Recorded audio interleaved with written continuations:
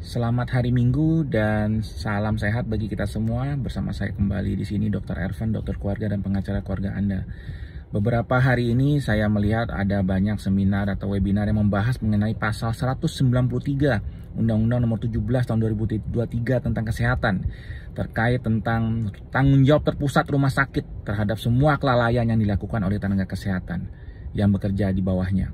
Nah, ini menjadi perdebatan terutama bagi pemilik rumah sakit ya, yang ketakutan sepertinya jika rumah sakit yang bertanggung jawab secara terpusat terhadap semua kesalahan yang terjadi di rumah sakit.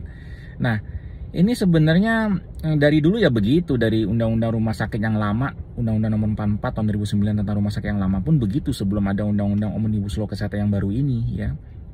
Jadi sebenarnya nggak ada hal yang baru bahwa rumah sakit harus bertanggung jawab sebagai majikan ya. Nah, bagaimana jika dokternya dokter tamu? Ya sama juga ya. Kenapa dokter tamu juga dianggap sekarang nggak ada hubungannya lagi bahwa dia harus tanggung jawab sendiri misalkan ya.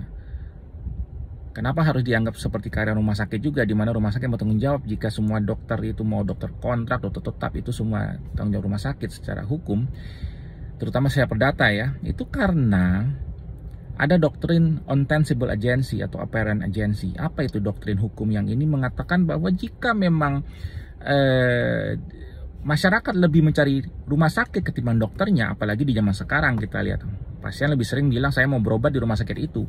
Karena apa? Sekarang kalau dulu memang dokter itu bekerja banyak seninya begitu, mungkin tiap dokter bisa beda-beda. Tapi sekarang standar operating procedure sama, ya. Sehingga bahkan rumah sakit pun bisa di-franchise-kan begitu. Sehingga dengan begitu rumah sakit yang dicari oleh pasien, dan itu menyebabkan orang berobat ke rumah sakit itu mencari rumah sakitnya bukan dokternya, sehingga rumah sakit bertanggung jawab secara hukum.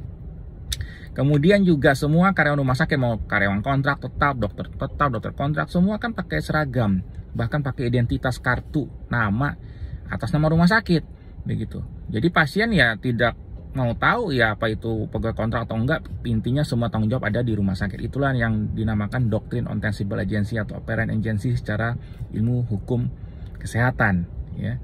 Nah, oleh karena itu jangan sampai hal-hal seperti ini menimbulkan isu-isu yang tidak mengenakan, apalagi sebenarnya di undang-undang yang lama pun sudah seperti itu ya, dan itu justru dibuat oleh senior-senior dari organisasi profesi yang lama sebenarnya ya. Bagaimana bisa sekarang mereka mengungkit-ungkit isu ini lagi di undang-undang yang baru, padahal sebenarnya sama aja ya. Jangan sampai hal ini menghambat undang-undang yang baru hanya karena kepentingan tertentu yang dirugikan oleh undang-undang yang baru ini. Padahal undang-undang yang baru ini, undang-undang kesehatan yang baru ini sangatlah baik bagi tenaga kesehatan dan masyarakat.